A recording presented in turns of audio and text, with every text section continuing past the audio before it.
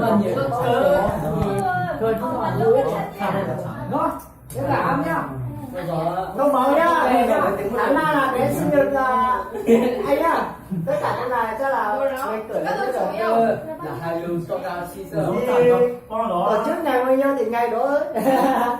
Đâu nhá. Không nói gì hết. nó xảy ra nha Lúc nào đấy thì sẽ 10 riêng. Nửa hay là đâu? chắc phải như vậy tôi có kiểu mỡ Đã từ 12 đến 13 đấy. cú cha tôi đã phải biến tâm đốc rồi thế chị vào cái nhà rồi cháu Đúng mà chứ. Tức là mà thì qua đây là chứ mà không có đó là lúc không sinh nhật tôi chỉ bỏ nói mà còn chỉ ấy. mình xin đọc ta nên cho ta những cái lúc loa đi chả Mở loa đi. Chỉ tôi ta ôi chị mở tôi này con lấy nó số tông ra. Nó chỉ cho nó. Lên đi rồi chưa lên gì tôi cái tôi xử rồi lúc đó đây đó. gì mà mất kia rồi Cái phải rồi cho nó chỉ có chỉ có số tông nữa. Này chỉ thả mình kia rồi. chỉ cho là nó sẽ đến nó Nó đây ra. không bây giờ thôi để chỉ nó để nó sao để cho tôi Ra. Và tông nha. Rồi nhá. Tông. đâu nó Chứ thật là Chị muốn đi hành tân nợ thì tôi sẽ tân nợ. anh cho phát bây giờ. Anh xuống. cho nên chỉ sao nó mà thoát tua hay chỉ sao chỉ mà thoát tua tôi tội chủ hậu chứ anh nhá có gì không Thì có người không có. Ta có gì tao đâu. Ta có gì tao. với chị Có mình vô có mình chỗ nơi có mình ôm được kìa. Tao đó. Như tao đó. Như tao đó. cả Đúng chỉ mình muốn chả. cho nhau thì sao này gì thì sao mà thì nó nhỏ Thì bây nó phải giờ thì cao như vậy em phải chơi. nó cao được nó cao Ô, sao cái gì mà trời ơi. Giờ ta nhớ sổ tông ha. to mà tôi nào Nó là we sẽ phải này phải tụi sẽ là cũng là cho mình làm sai nhá, không mình nó hỏi ý chuyện là là do do nhỏ nó chiều nhóc phòng nhóc không nó Ít tốn hả? chiều bốc lòng mà người riêng người một mà cái thì một kỷ niệm chúng nó có đến tàu nhá đúng ship đúng là qua ship bỏ với ship tàu là ta ship gì Tôi xin lỗi em. nó đó ship lúc đó đầu tôi sẽ nhắc sửa lại chúng nó còn đồng chí nó lâu ấy người ta có mình có tao được gì có thắt ý là nó cũng trả lên tao Về. Nó xin được ít tuổi nữa. đúng không ôi chào chào được tuổi đó Hai em tuổi xếp nó cơ nên đầu tiên nó sẽ lên. Chị tuổi. cái tên kia không mà Hai tuổi đó. đó kia mà có không Tôi tin tưởng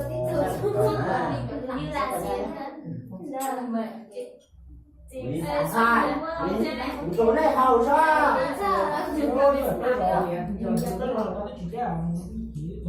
mình nhớ là không bỏ nữa bây giờ.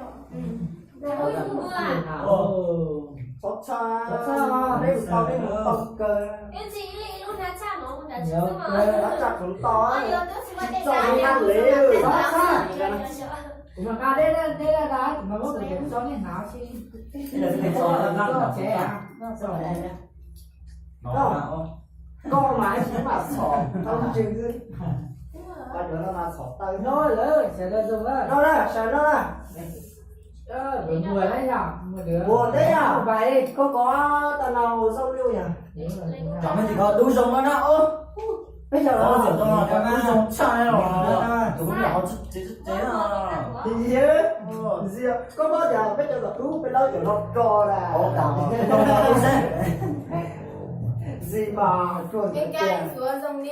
nhiều chuyện thì nó mà lắm rồi cái tay ra đúng chết cái này có mà đây là Cho nhiều luôn cho nhiều.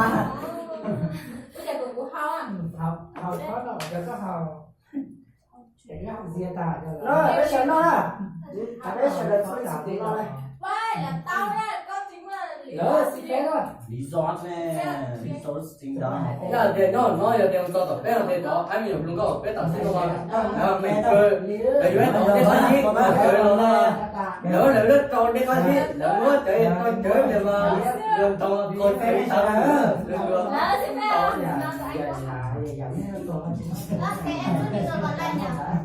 Một người một nha.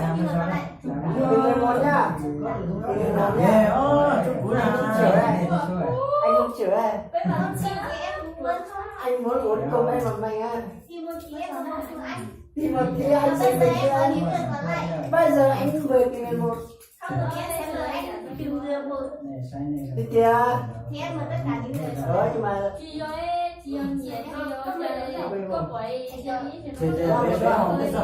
chưa nữa. Sữa. Đó cũng sai. Chỉ là to nó. Em là ô mà của chị nữa đây. Bỏ này lúc đó đẹp của xin trả ta.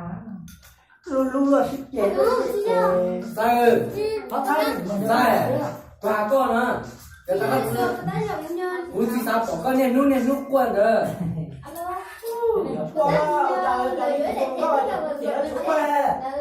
cái nút quên còn mà tụi ta thì có chỉ sao tao kéo quên còn cái nó có sống trong cho cũng khởi chia cái mà cái chỉ quên Về nhanh nhanh nhá.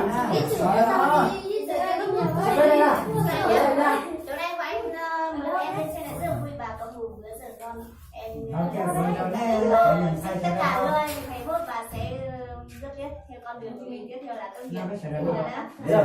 Để xin cảm ơn nhá. Nhưng mà em nói thế là anh xấu hổ quá. cái này chú là Facebook Món chơi là sản ấy. Facebook là bây giờ Mong em thông cảm cho nhá. Chị à? Chúc mà Nana luôn luôn khi đổ vào đạt kết quả cao nhất nhá. Em của chị. Và đừng nói buổi nhanh là có rau sứ rể người ta. Nếu em có rau sứ để người ta thì em mời anh thôi. em cho bố đây Anh từ từ rồi em sẽ ư với anh. Thôi luôn á. Nó mà về, nó cũng có câu nhiệt tài nó sắp Một điểm tay như cũng cú to cũng xài lắm. Bé tổng có tê có mà là ta thì có tê Xài phải ra nhá. Đây, đặt điện thoại quên nhỉ? Điện thoại á? Điện thoại đúng nha. rồi Em mượn gọi một tí. Trái cửa con ra 10 nó vào trong này. Cái này gọi là cái gì cơ? sạc tế tế sao sạc đó Biết ra nhá. Thế ra. câu cười để coi như gì nào thì gì nào xài cái con chiều xong rồi người ta nhào Chúng ta nhìn đây nó còn không ra được. khó quá cho hẳn tiêu chí không à Em muốn đẹp cái một cái này. Yếu tao nói là cái hàng tệ. để mình thò cho tao Chị sai, có một chỗ nào anh mua chỗ nữ mà. Chị phép bạn chị phép là người chơi để mình thò cho đi ra với cả hai đó Yếu chỉ là bưởi à. Cảm ơn. cảm ơn Cảm ơn là cái bữa xem là ở đây đấy thì sao đâu thì sao đâu à đẹp quá Cảm ơn em mới xuống này có tại sao mà chiều bằng tụi hải lo em xuống tụi hải rồi đúng rồi chị muốn chú em tao không à chú Ôi sao đủ cô. cháu chơi cho chơi chú ơi nó cái gì mà bé nó sống nhồng nữa Tại cái này giống nó chưa. hậu na hầu bé hầu nên nên chỉ con trâu nè đâu biết tao không đây ra cái hậu đây đấy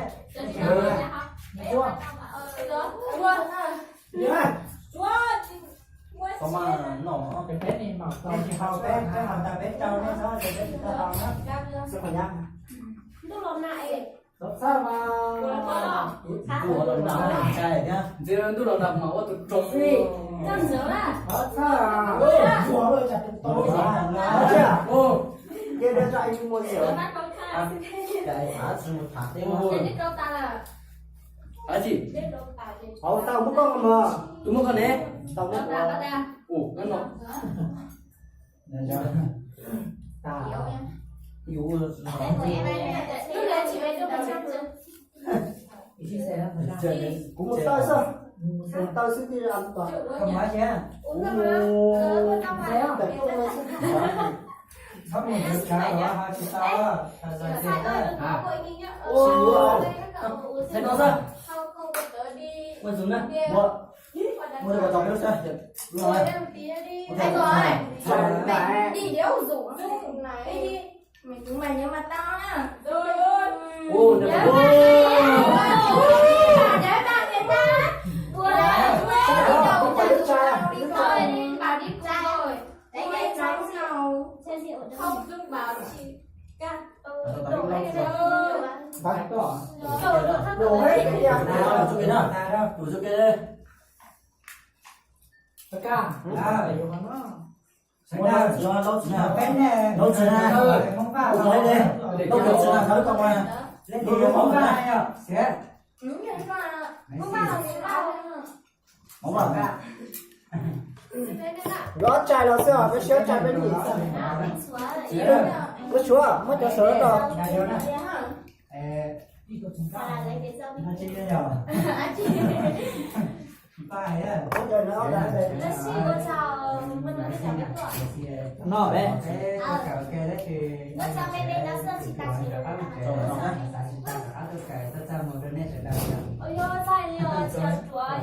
Giờ có hai chuyện ở đó.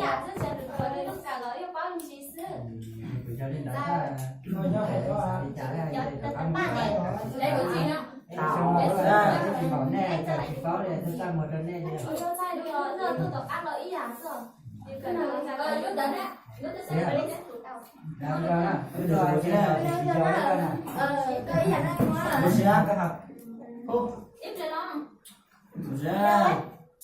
lấy của chị nữa đi đâu thì nhau đi cái tí không đi đâu lúc đó nhớ đi cái ra cả đi cái ra đi cái ca này các bác Ô, ra chỉ điểm ơi. lại nhá đâu đâu có sao nè mua cái chị xem cái đi cái xem cái nè Ô, cái tao chị bao mò. cái xem cái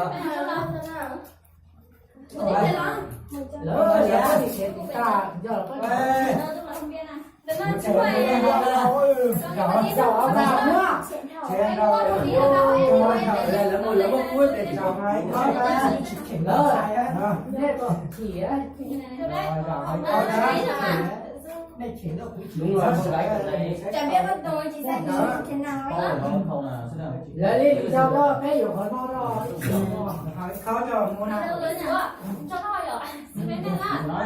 đi nó nào lì phải nữa chị rồi đập giấy là nó chị có cho nó nữa chia ra mua Ao bé không nghe rồi. ô nó nghe rồi Con bé học cái này. chia ra chia rồi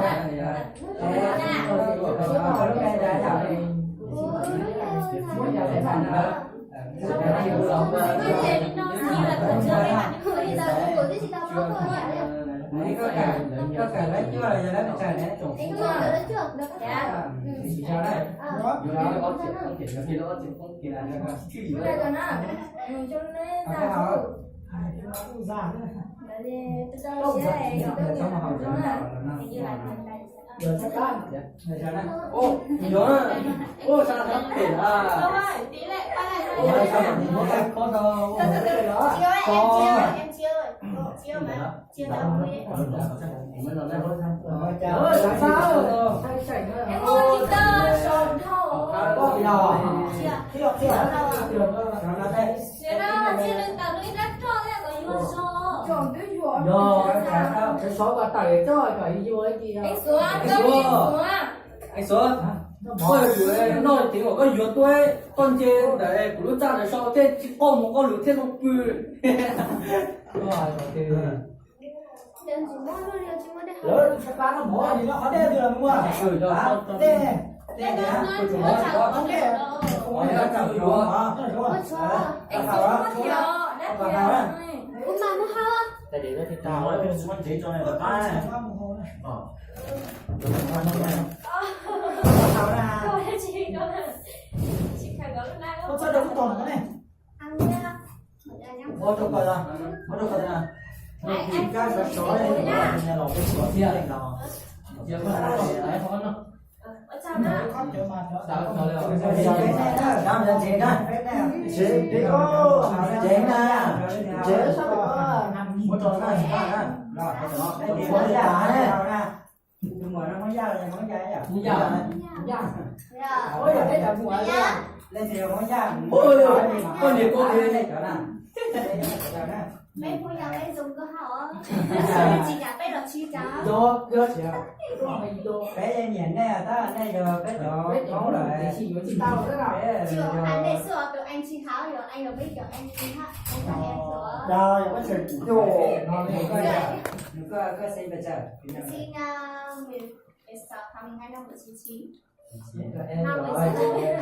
đây là anh 18 đấy mà đi làm đấy Để coi để ý giả sao? giờ nghe nhớ bây giờ rồi giờ Ờ. để chúng tôi phải xem ra giờ bây giờ thì cũng giải đó Phân biệt đều đâu rồi đâu rồi đâu phân biệt rồi phải lo còn lâu nữa Có lòng bà hốc mà bà bà không có bây giờ cái tường báo cái gì bây giờ mới sao đâu tụi con mới sao có chuyện ấy trời người ha không phải trời người là đó có thể á Cô chào cô mới nhớ chỉ có đâu có bé hồ. Cô ấy hình như xưa. con bé tôi chỉ phải chơi gì con con tử á còn bây giờ đi chơi đó rồi con này họ đó chỉ báo là nó Anh biết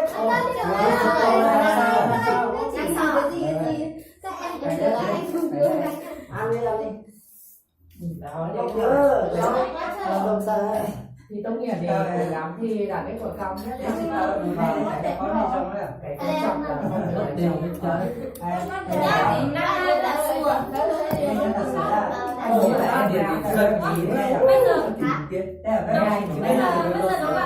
bây giờ em chuyển ba thế đó cái bạn của em thì anh bạn em là như thế bây giờ yêu bên nhà chỉ cần biết đây nó là cái sản rồi ấy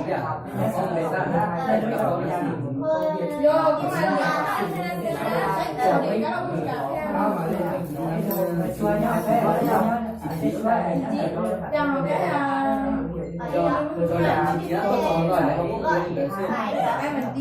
Ô con chị tìm xem là chị mình nghe. cố gắng nhà anh để dài nó chạm đến nơi già chỉ cần già nung cái đó thì là em hay nhìn thấy em là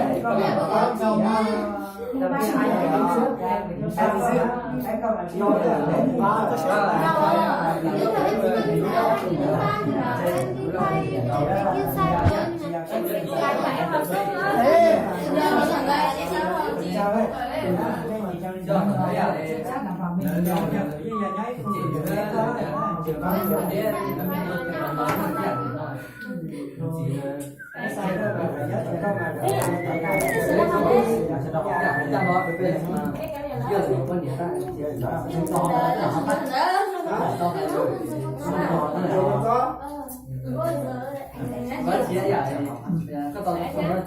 chỉ sao luôn Để xong sẽ để xin chi. Để mới có này. bây giờ chỉ là con trò nó Đó là đó. lấy cái sách lá nó mua mẹ nó ra mua sách lá nó mua Để đi coi chị sẽ ra để xin nó mua nó nó rồi chưa chuyện con đi à chuyện sai này cho xin chuyện ra bên này đi rồi rồi